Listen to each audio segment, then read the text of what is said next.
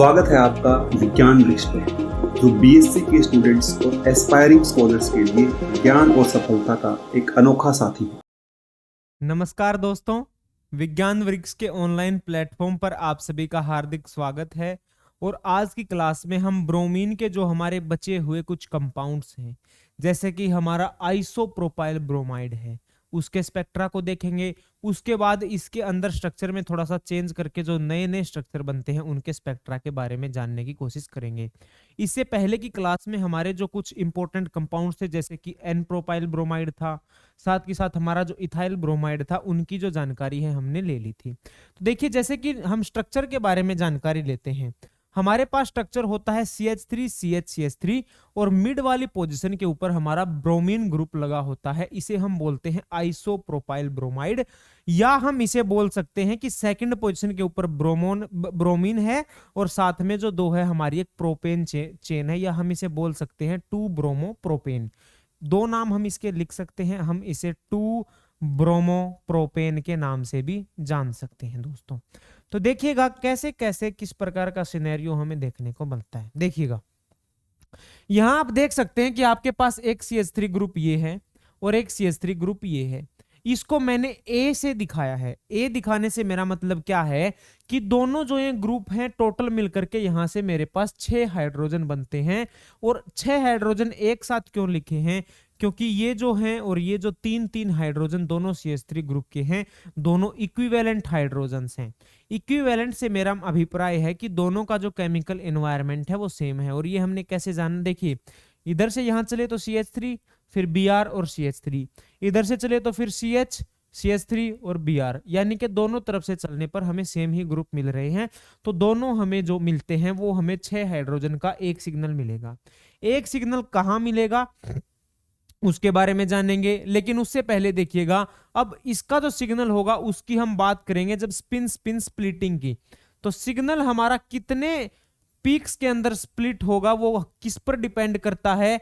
ये डिपेंड करता है नेबरिंग प्रोटॉन के ऊपर, डिपेंड ऑन नेबरिंग प्रोटॉन। और नेबरिंग प्रोटॉन कितने हैं दोस्तों? देखिएगा, नेबर में हमारा प्रोटॉन है 1, क्योंकि 6 तो हमारे पास ये हो गए, इसके नेबर में तो ये एक प्रोटॉन है, तो इसकी यानी कि n+1 के हिसाब से जब हम चलेंगे तो n+1 यानी कि 1+1, और ये हमें मिलेगा 2, यानी कि यहां से हमें देखने को मिलता है एक डबलेट। दोस्तों क्या मिलता है? डबलेट। और डबलेट की जो वैल्यू आती है दोस्तों, मेरी डबलेट की वैल्यू आती है मेरी 1.75 जो है उसके ऊपर। देखिएगा, अब 1.75 के ऊपर ये वैल्यू कैसे आई उसकी जानकारी देखिएगा।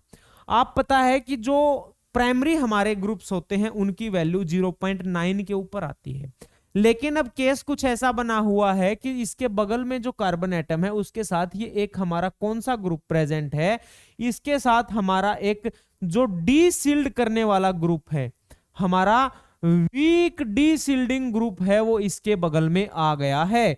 और इस डीसिल्डिंग ग्रुप ने क्या कर दिया? इस ग्रुप ने यहां पर तो इसका इफेक्ट अच्छा खासा पड़ता है। ये जो प्रोटॉन है CH वाला, ये तो काफी ज्यादा डिसिल्डेड हो जाता है, लेकिन इसका जो इफेक्ट है डिस्टेंस डिपेंडेंट होने के कारण यहां तक इसका इतना इफेक्ट नहीं पहुंच पाता, और इन केसेस में इसकी वैल्यू कम हो जाती है। मगर ये वैल्यू 1.75 तक पहुंच जाती है 0.9 से बढ़कर के। इतनी बात आपने देख ली। अब देखते हैं इसकी बारी। इसकी बारी में आएंगे तो यहां देखेंगे कि जब मिड में होता है तो यहां से अगर नॉर्मल बात करते हैं सेकेंडरी की, तो यहां से सेकेंडरी की वैल्यू कितनी होती है? सेकेंडरी की वैल्यू तो हमारी होती है 1.3, लेकिन अब इफेक्ट किसका आ गया? इफेक्ट आ गया साथ में डीसिल्डिंग का इफेक्ट, और डीसिल्डिंग के इफेक्ट की वजह से हमने इसमें एडिशन करना होगा। तो हम एडिशन करेंगे तो यहां ये वैल्यू हमारे पास आ जाती है डीसिल्डिंग की वजह से 4.30 के ऊपर। तो यानी कि यहां इसका सिग्नल हमें 4.30 के ऊपर देखने को मिलेगा। इतनी भी बात क्लियर हो गई। अब बात आती है कि सिग्नल जो है वो कितनी पीक्स के अंदर स्प्लिट होगा उसकी जानकारी देखिए। इसके नेबर में कितने हैं? 3 और 3 6, और 6 इक्विवेलेंट प्रोटॉन का एक सेट जो है वो इसके नेबरिंग में है। तो यानी कि यहां से जो स्प्लिटिंग होगी वो स्प्लिटिंग कैसे होगी दोस्तों? वो होगी 6 + 1 यानी कि 7 में। 7 से मेरा मतलब है कि यहाँ हमें एक सेप्टेट जो है वो देखने को मिलेगा दोस्तों, और इसीलिए 4.30 डेल्टा के ऊपर एक सेप्टेट मिलता है। और ये सेप्टेट किसका होता है? ये होता है मेरे CH वाले हाइड्रोजन का, और ये जो होता है ये CH3 वाले हाइड्रोजन का।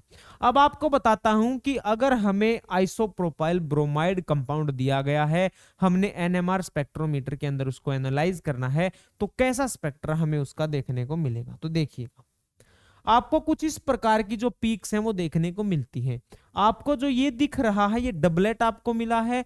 ये डबलेट किसकी वजह से मिला है? ये आपको CH3 का आपको मिला है। किसकी वजह से? उसके पड़ोस में जो है 2 CH3 थे ना, 2 CH3 का आपको उसके पड़ोस में CH होने के कारण मिला है। और ये आपको CH ग्रुप का स्पेक्ट्रा मिला है, जहां पर आपका एक सिग्नल 1 2 3 4 5 6 और 7 पीक्स के अंदर स्प्लिट हो गया है। और यहां पर आपको जो है आपका सिग्नल 2 में स्प्लिट हो गया है। तो 2 में स्प्लिट हो गया है, तो आपको इसका रेशियो पता होगा। आपको रेशियो कितना मिलता है? 1:1 का रेशियो मिलता है। लेकिन अब आपका सिग्नल 7 पीक्स में स्प्लिट हुआ है, तो यहां जो हमारा रेशियो है वो कुछ अलग ही रेशियो हमें देखने को मिलता है। ये रेशियो किस प्रकार से है? ये रेशियो हम निकालते हैं ratio by pascal triangle, ratio of intensity described bye pascal triangle, intensity bye pascal triangle. और पास्कल ट्रायंगल से मैंने आपको रेशियो जो है वो निकालना सिखा दिया है कि अगर 1 2 में टूटेगा तो 1:1, 3 में टूटेगा तो 1:2:1, फिर 1:3:3:1, 1:4:6:4:1, 1:5:10:10:5:1 और फिर 1:6 फिर आगे आगे चल रहा है 1 6 15 20 ऐसे कर करके हमारा रेशियो आ जाता है। थोड़ा सा और आगे चलते हैं, आगे की कहानी देखें क्या चीजें हैं। देखिए रेशियो आपके सामने यहाँ लिखा भी हुआ है। रेशियो मैंने 1 6 15 20 आपको बता भी दिया था। 7 पीक्स 1 2 3 4 5 6 7, एक जो सिग्नल है हमारा 7 पीक्स में डिवाइड हो गया है। हर एक पीक के बीच की दूरी जो है यानी कि इसका कपलिंग कांस्टेंट है, उसकी वैल्यू हमारी 7 हर्ट्ज होती है। आपको क्या बताया गया है कि आइसोप्रोपाइल जो ब्रोमाइड है उसके अंदर 2 टाइप के प्रोटॉन होते हैं, जिसको मैं A और B से लेबल कर दिया है। यहां से अगर आप पीक एरिया निकालते हैं, उसका रेशियो आपको देखने को मिलता है 6:1, यानी कि 6 प्रोटॉन आपके एक प्रकार के हैं, 1 प्रोटॉन आपका एक प्रकार का है। ठीक है, इस प्रकार से आगे आपको बताया है कि जो 6 प्रोटॉन है HA के 2 मिथाइल ग्रुप पे वो इक्विवेलेंट हैं, और वो अलग हैं किससे? हमारे CHBr वाले सिंगल प्रोटॉन से अलग हैं। फिर जो N+1 रूल से इनकी स्प्लिटिंग होती है, और जो इनकी वैल्यूज हैं वो आपको बताया गया है कि सिंगल प्रोटॉन जो CHBr का है वो 4.30 के ऊपर एब्जॉर्ब करता है, जो आपने देखा, और जो आपका जो 6 प्रोटॉन है वो एब्जॉर्ब करते हैं 1.75 के ऊपर। ये वैल्यू मैंने यहां से अंडरलाइन कर दी है। आपको कपलिंग कांस्टेंट भी बता दिया है, 7 हर्ट्ज का इनका कपलिंग कांस्टेंट है।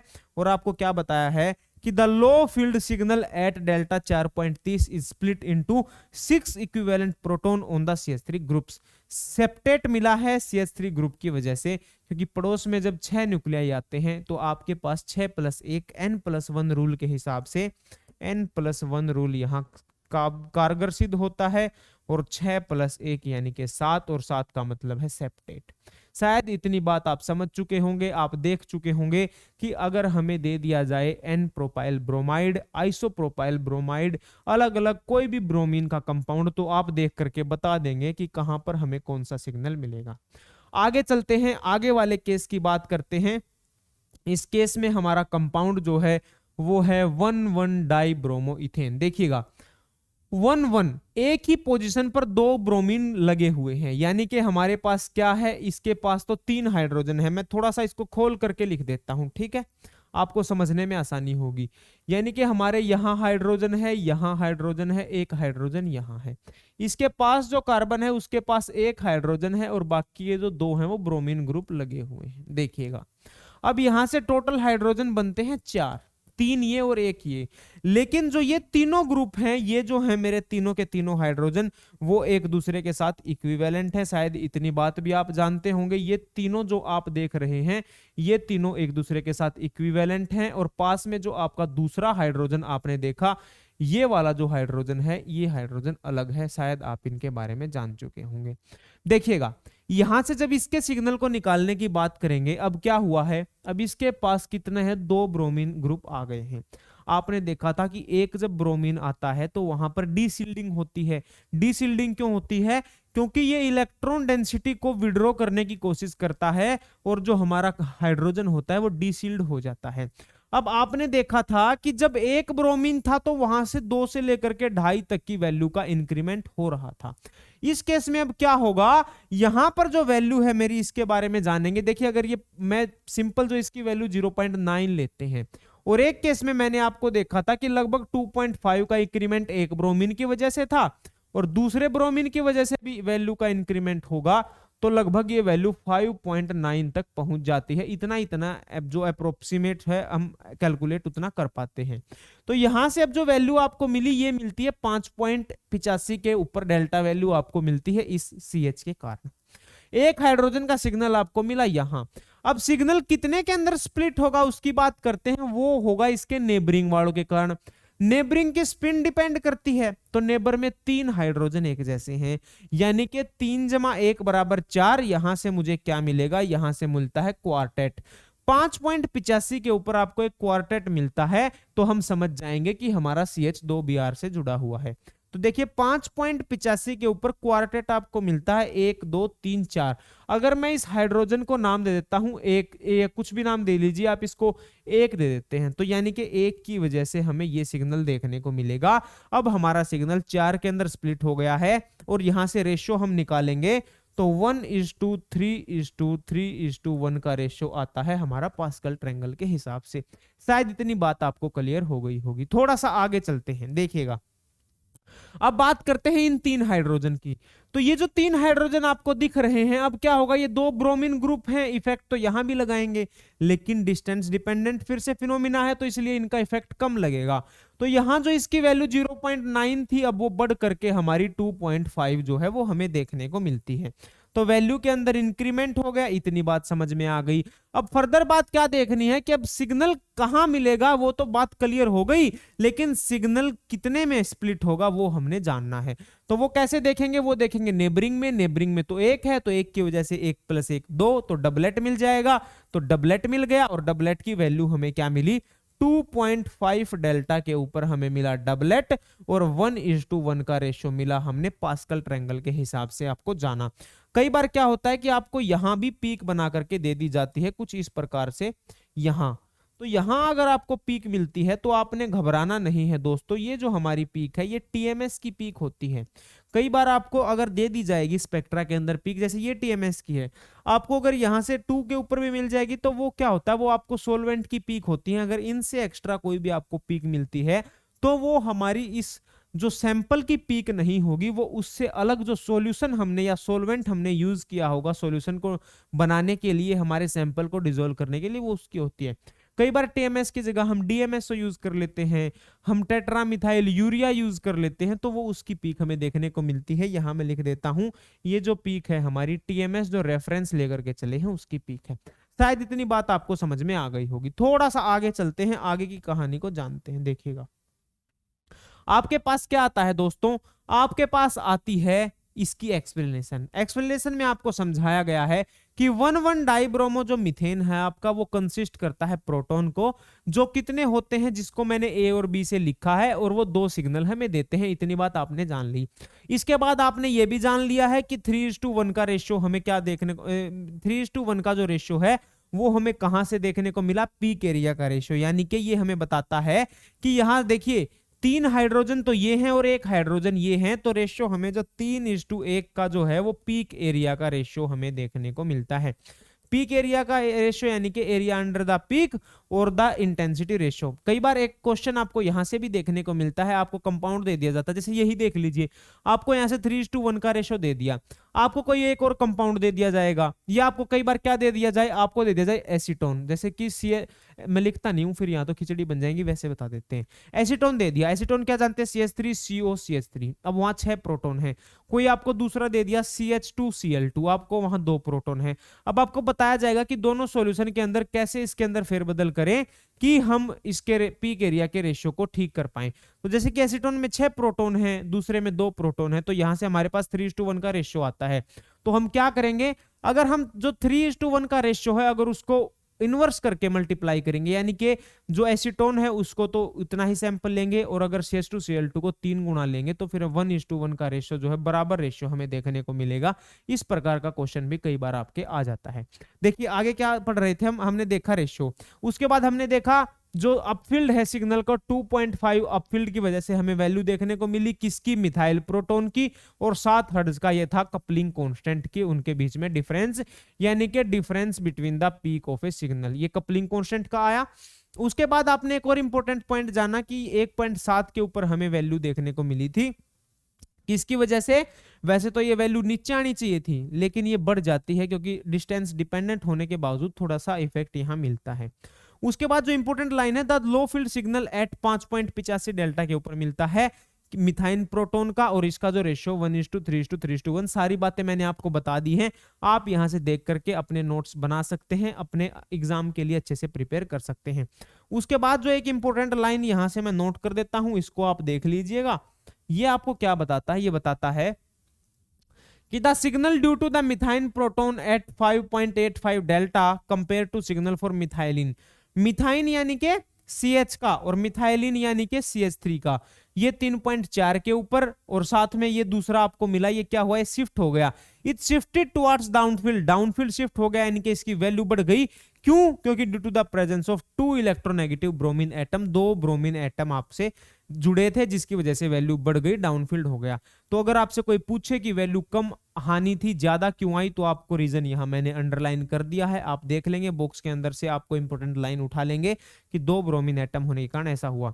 देखिए दोस्तों, क्या आपको एग्जांपल बताया था कि जो प्राइमरी केस होता है ना, प्राइमरी केस की वैल्यू मैंने आपको बताई 0.9, लेकिन अब क्लोरीन का एक एग्जांपल बताता हूं। क्लोरीन के केस में क्या होता है, जैसे यहां पर 2 ब्रोमीन प्रेजेंट हैं, अगर यहां पर 2 ब्रोमीन ना होते और मतलब क्लोरीन होता, और किसी केस में अगर 3 क्लोरीन हम इससे जोड़ देते तो वैल्यू 7.2 तक पहुंच जाती है, यानी कि जितना बेंजीन का होता है ना, जितना एनआइसोट्रोपी लगने के बाद इफेक्ट होता है उतना इफेक्ट देखने को मिलता है। अगर 3 ग्रुप जोड़ देता हूं तो लगातार देखिए 0.5 से 5.85 तक जाना कोई छोटी बात नहीं है, काफी ज्यादा इंक्रीमेंट जो है देखने को मिला है। थोड़ा और आगे चलते हैं, देखिएगा आगे हम बात करते हैं 112 ट्राइब्रोमो इथेन की। 112 ट्राइब्रोमो इथेन, तो पहले देखिए इसका स्ट्रक्चर आपको क्या दिया गया है, यहां पर एक ब्रोमीन अटैच है, यहां पर 2 ब्रोमीन अटैच हैं। तो जब इसके केस में बात करेंगे तो यहां पर तो जो ये हाइड्रोजन, तो टोटल हमारे पास कितने हाइड्रोजन होते हैं, 1 हाइड्रोजन यहां होता है और 2 हाइड्रोजन यहां होते हैं। इनको नेमिंग दे देंगे ए बी की, वो आप देख लेंगे अपनी सहूलियत के हिसाब से देख लेंगे। देखिएगा Br2 मैंने देखा, इसके साथ में अब क्या है, देखिए कुछ ऐसे मेरे पास है, यहाँ CH है, H है, फिर उसके बाद जो C जुड़ा है इसके पास Br है और एक यहाँ हाइड्रोजन है, यहाँ Br है। अब इस हाइड्रोजन का जब सिग्नल देखेंगे दोस्तों, तो यहां से इस हाइड्रोजन का सिग्नल डिपेंड करेगा इन हाइड्रोजन के ऊपर, यानी कि 2 का तो एक सेट यहां है और एक यहां है।